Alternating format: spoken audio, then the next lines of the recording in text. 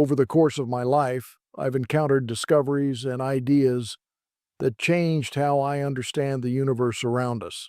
I'd like to share that journey with you. Come walk with me.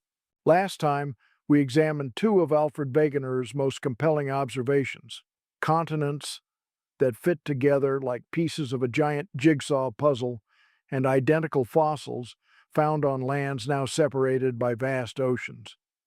But a scientific theory is never built on a single observation, or even two.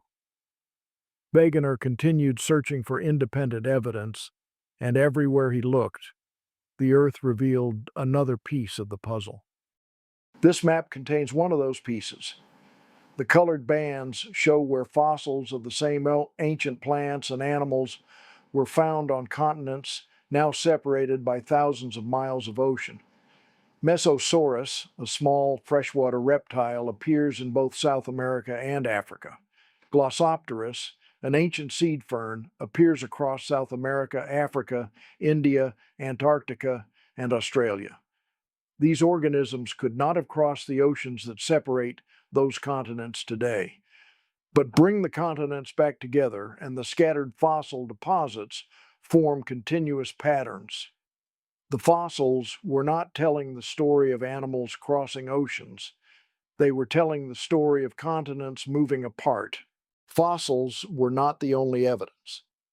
Wegener also noticed that major mountain ranges on opposite sides of the Atlantic appeared to line up.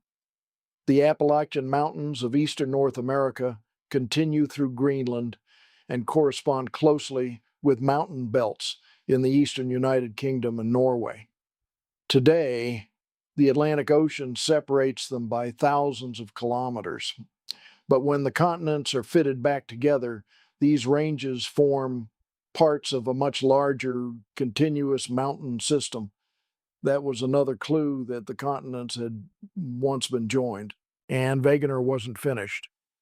In the next episode, we'll examine additional lines of evidence that strengthen the argument that today's continents were once joined together as a single supercontinent. Come walk further on this path with me.